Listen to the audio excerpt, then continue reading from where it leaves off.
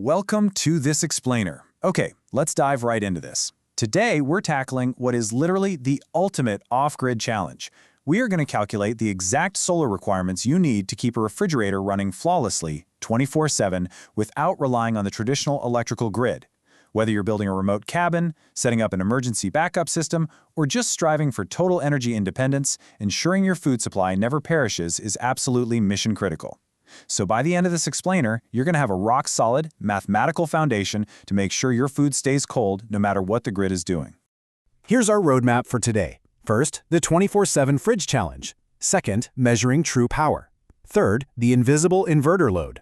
Fourth, sizing the battery bank. And finally, calculating the required solar panels. Let's get into it.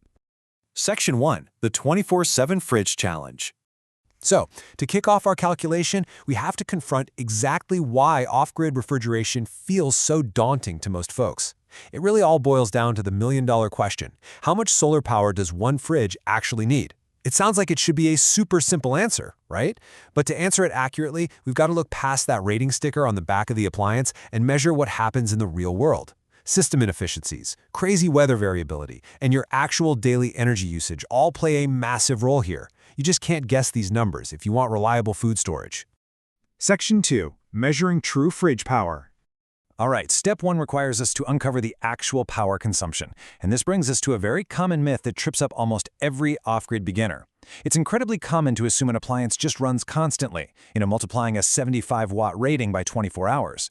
But in reality, the compressor, which is the part that actually uses the heavy electricity to cool things down, only runs about 30% of the time.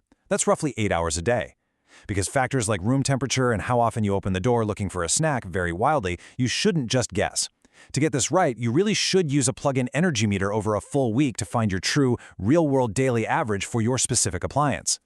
For a typical 75-watt fridge, running that test gives us our very first foundational building block, an actual energy usage of roughly 600 watt-hours per day. Do me a favor and lock that 600 number in your head, because everything we build from here on out rests entirely on this true, measured consumption rate. Section 3, the invisible inverter load.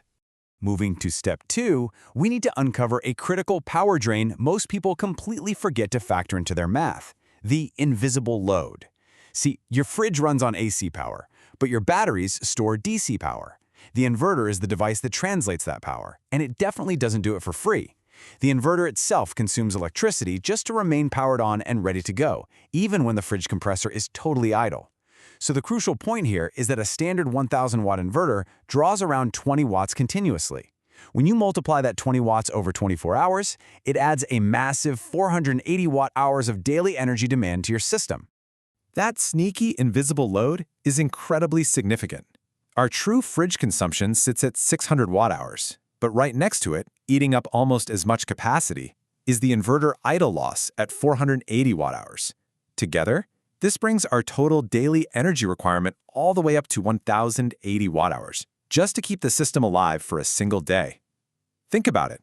If you had ignored that inverter loss, your off-grid system would literally be failing every single night. Section 4, sizing your battery bank. With our daily consumption officially locked in at 1,080 watt-hours, we hit step 3, storing this energy. We take that daily demand, but obviously we can't just build a battery for one perfectly sunny day. To protect against cloudy weather, we need to plan for backup power, which we call autonomy. The standard gold rule recommendation is 3 days of autonomy, so we multiply by 3. Then, to maximize the lifespan of modern lithium batteries, you really want to keep them safely between a 10% and 90% state of charge. That requires a capacity multiplier of 1.2. So 1,080 times 1.2 times 3 days gives us a total required battery storage of 3,888 watt-hours. Now, let's look at how that massive 3,888 watt-hour requirement translates across different battery systems. If you decide to build a 12-volt system, you're going to need a huge 300 amp-hours of capacity. At 24 volts, that requirement drops to 150 amp-hours.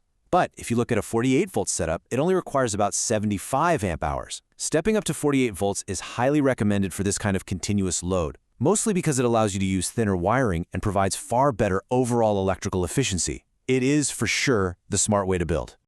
Section 5, calculating required solar panels. Finally, we've reached our 4th step, sizing the actual solar array so it's powerful enough to fully recharge that 3,888 watt-hour battery bank in just one single day. To guarantee your fridge never dies, you cannot base your math on a beautiful sunny summer afternoon. You absolutely have to base it on the darkest, worst month of the year for your specific location. For example, if we look at Houston, Texas, the minimum winter sunlight drops to just about 3.5 sun hours per day. You have to capture all the energy you need in that incredibly narrow 3.5-hour window. So let's run the final numbers here. By dividing our required total storage of 3,888 watt-hours by those 3.5 sun hours, we reveal our final building block.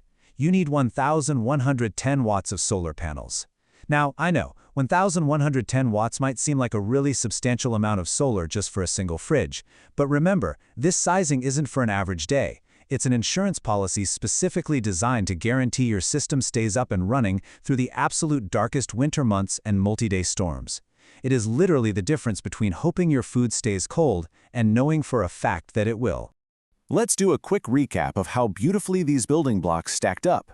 By first measuring the true usage of the appliance, adding in that invisible inverter load that catches so many people off guard, planning for 3 days of battery autonomy for battery health, and finally calculating for the worst-case winter sun, we have successfully mapped out a completely bulletproof off-grid system.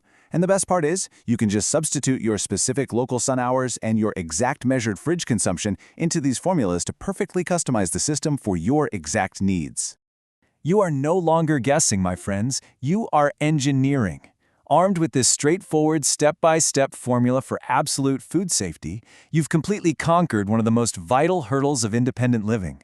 So, the only question left to answer is, now that you know exactly how to calculate the power for your fridge, how much further are you going to take your off-grid independence? What appliance will you disconnect from the grid next?